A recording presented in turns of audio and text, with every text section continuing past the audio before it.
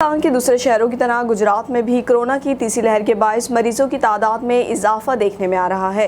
इसी हवाले से district health officer doctor Ayaz Nasir Chauhan ने कोरोना की मौजूदा सूरत हाल पर और हुकूमत की जानिब से जारी करदा SOPs पर सख्ती से अमल दरामद करने के सिलसिले में मीडिया से गुफ्तगू की।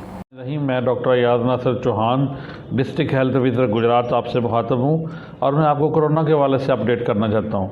आज के दिन तक 91,699 टेस्ट हो चुके हैं, जिनमें से 77,000 से ज़्यादा जो हैं वो नेगेटिव हैं। 5,055 टेस्ट जो हैं वो पॉजिटिव आए, जिनमें से 4,300 से ज़्यादा लोग ठीक होकर घरों को जा चुके हैं। अभी तक 609 लोग जो हैं वो अपने घरों में आइसोलेटेड हैं और वो घरों में ही ट्रीटमेंट ले रहे हैं, जबकि 92 डेथ्स हैं आज के दिन तक। बताने का मकसद ये है कि जो ये तीसरी लहर चल रही है, इसकी शिद्दत या इंटेंसिटी जो है बहुत ज़्यादा है। इसमें हमारा अपना भी थोड़ा सा है कि हम लोग जो हैं वो थोड़े से ज़्यादा लापरवाह हो गए हैं, और मेरी आपसे रिक्वेस्ट है कि कम से कम गवर्नमेंट के जो SOPs है उसको फॉलो करें।